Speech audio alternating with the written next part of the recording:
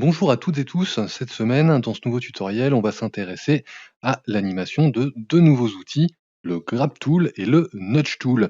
C'est avec ces derniers que, par exemple, sur cette scène, j'ai animé l'effet de vent, on va dire, dans les arbres, dans les buissons, sur l'herbe, ce genre de choses. C'est tout à fait efficace pour animer des micro-mouvements, mais pas que, et on va voir ça tout de suite. Pour ce faire, on va donc commencer avec la traditionnelle petite animation de balle. Donc, j'ai ici une sphère rouge pour bien la voir. Je vais m'équiper de mon Grab Tool, donc, que je vais laisser à sa force maximale, et je vais aller voir du côté du menu de la timeline. Donc, ce que je souhaite faire ici, c'est animer, comme un peu la dernière fois avec l'AnimBrush sur certains cas, quelque chose qui existe déjà, qui est déjà dessiné. Donc, ce que je vais faire, je le rappelle ici, je vais dupliquer ma frame un certain nombre de fois. En l'occurrence, ici, je vais repartir sur 24, ce sera très bien. Hop, dupliquer, gâchette de gauche vers le haut, 24, très bien. Je boucle ma piste, impeccable, et je suis prêt à animer. Je rappelle que mon outil Grab aussi a une fonction annexe qui me permet de gérer sa dureté, on va dire dans son mouvement. Donc gâchette de gauche, stick de droite vers le haut ou vers le bas, et j'augmente la zone d'effet. Au minimum, on est sur de la déformation, hein. Je vois bien que je déforme complètement mon objet dans tous les sens. À l'inverse, quand je suis au maximum, je le déplace, je le prends dans son intégralité. Ceci répété, je remets mon sol à peu près droit, on va commencer à s'attaquer à l'animation. Je fais play, je prends mon outil, on va dire de manière plutôt souple, et je vais commencer à le déformer. Vous voyez, voilà, hop, ça a pris ma seconde de mouvement d'animation est directement appliquée. Alors là, évidemment, on fait n'importe quoi, c'est juste pour montrer comment ça fonctionne. Si vous avez remarqué, il se passe 2 choses pendant que je suis en train d'animer. Je reviens à l'état de base, c'est que quand j'appuie sur ma gâchette de droite, donc pour activer, mon Grab Tool, j'ai un cercle jaune, vous voyez, qui, je recommence, hein, ça a été un peu vite, qui fait le tour de mon outil. C'est simplement, bah, la durée de l'animation prévue. Ici, 1 seconde, donc j'ai bien un cercle pendant 1 seconde qui s'active, et vous voyez que un très léger mouvement qui s'est imprimé sur ma balle, c'est rien que le fait de respirer, lui a donné un petit peu son mouvement. D'ailleurs, c'est quelque chose qu'on appelle l'animation un peu de marionnette, le puppeteering pardon, en anglais, qui vous permet donc d'animer, bah, justement des respirations, des membres, des bras, ce genre de choses. C'est exactement la même technique. Donc ici, on a notre petit compteur temps qui apparaît en cercle autour de notre outil. Mais pas que.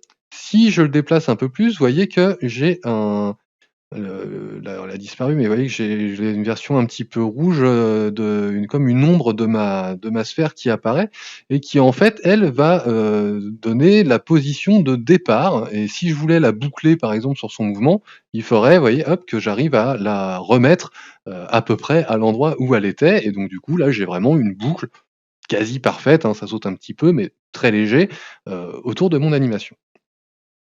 Ça, c'est pour la base. Maintenant, je repasse sur une version dure de mon outil avec un effet maximum, et là, je vais tout à fait pouvoir, par exemple, lui dire: «Hop, j'étais un petit peu léger, hop, voilà. Là, j'ai ma balle qui rebondit, bon, elle passe un petit peu à travers mon sol, j'étais un petit peu loin, mais vous voyez complètement l'idée, avec une dureté maximale, on va pouvoir animer vraiment des choses directement, sans les déformer, en les attrapant. Donc avec ça, je vais pouvoir déplacer des membres, des bras, des jambes, des petits animaux, pourquoi pas, enfin, commencer à bloquer une animation de manière tout à fait efficace, et si c'était faux, il me suffit de faire pause, et à n'importe quel moment, je vais pouvoir donner, une nuance à mon animation, rebouger ma frame comme on avait vu la dernière fois bien sûr, mais pas que. Donc là, par exemple, je vais revenir plutôt au début, vous voyez? Hop, tac, tac, tac, tac. Voilà, ma première frame, c'est celle-ci. Je repasse sur un effet plutôt minime, et je vais déformer très légèrement ma sphère, image par image, un petit peu moins. Hop, hop, jusqu'au rebond.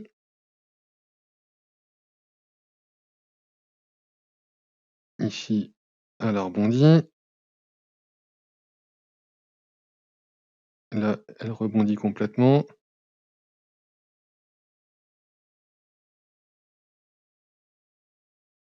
Voilà, on va dire que c'est bon, et là, j'ai déjà quelque chose de beaucoup plus naturel. J'ai retrouvé un petit peu l'effet élastique, dans mon mouvement, donc tous les stretch, ce genre de choses, on va pouvoir les appliquer très facilement avec le même outil. C'est-à-dire une dureté maximale pour le déplacer complètement et une dureté minimale pour le déformer sur ses différents axes et lui donner quelque chose d'un petit peu plus organique. Autre façon d'animer les choses, donc toujours avec mon grab tool. Ici, j'ai un drapeau, ça aurait pu être de l'herbe, ça aurait pu être mes arbres comme tout à l'heure. C'est la même chose pour animer donc, un effet de vent, un effet de surface comme de l'eau, on disait, ce genre de choses. On va pouvoir le faire très facilement aussi. Donc là, j'ai une animation un petit peu plus longue, j'ai prévu 2 secondes. On va être beaucoup plus subtil. Là, le but, c'est d'essayer de faire quelque chose, il faut essayer de ressentir au maximum l'effet de ce qu'on veut transmettre, puisqu'on le fait directement à la main, hein, ici. Donc si je voulais faire un petit peu le vent, voilà, je pourrais, vous voyez, faire quelque chose d'assez discret comme ça. Et j'ai la petite saute toujours, voilà, c'est vraiment très, très dur de bien visser, le même endroit, c'est un petit peu mieux, mais évidemment, si je voulais aller réintervenir dessus, il me suffirait d'activer pareil ma pelure d'oignon et d'aller, rectifier, on va dire, les quelques positions qui seraient un petit peu limites. Mais vous voyez qu'on l'idée et bien évidemment, je peux, empiler un peu comme un millefeuille mes effets. C'est-à-dire qu'ici, j'ai bien le début de mon animation, mais si je voulais, réanimer un petit peu plus le bout, je peux tout à fait, hein et là carrément aller lui faire n'importe quoi au bout. Vous voyez, hop, tout s'additionne au fur et à mesure à l'endroit, bon là, enfin, je l'ai pas fait assez longtemps, mais ouais, allez hop, on va y aller vraiment sur les 2 secondes. Voilà, je tire dessus, bon là, ça déforme complètement, mais vous voyez l'idée, on peut empiler, du grab sur le même objet, petit à petit, donc on n'est pas obligé de penser son animation dans son intégralité au départ. On peut tout à fait faire le général et aller évidemment au plus détaillé, au plus précis par la suite, en intervenant petit à petit dessus. Ça, c'est extrêmement pratique. Pour finir, on va voir l'outil annexe, on va dire, on en avait un petit peu parlé sans trop l'utiliser, l'outil Nudge, donc je vais le récupérer, c'est celui-ci.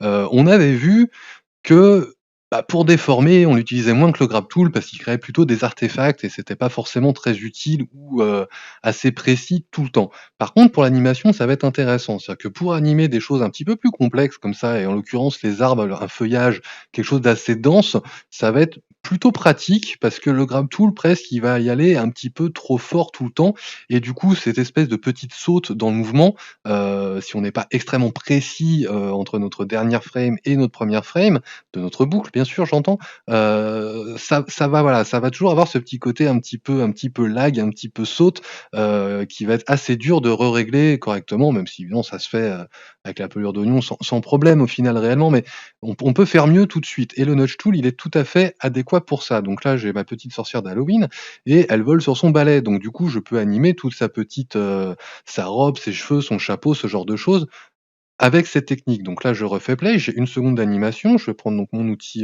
Dodge qui lui n'a pas de fonction annexe, hein, c'est plein pot, tout le temps et donc pour animer la petite sorcière, je vais essayer de pas trop lui attraper les membres. On va essayer, voilà, comme ça, petit à petit, tac. On va aller dans l'autre sens ici. Voilà, faut bien avoir la sensation qu'elle ait le vent, hop, ici aussi,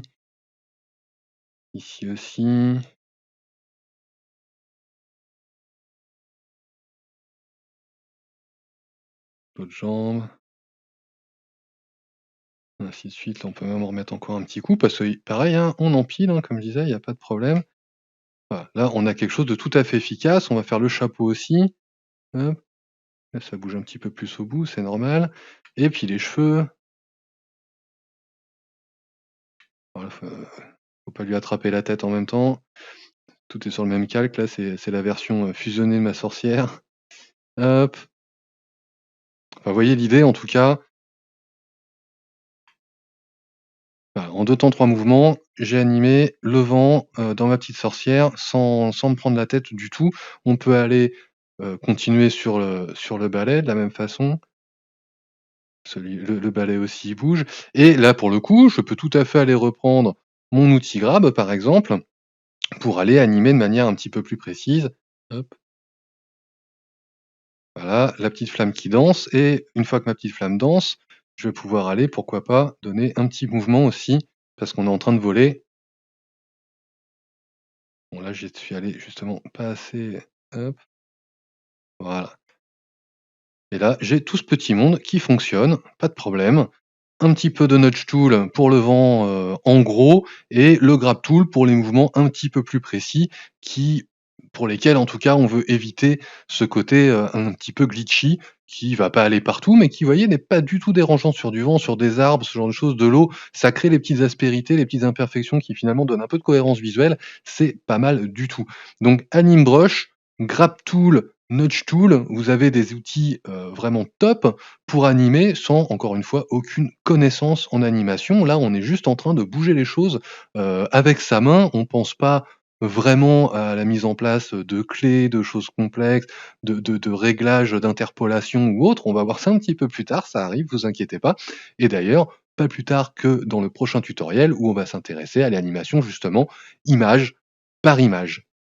Et d'ici là, je vous souhaite donc une très bonne semaine.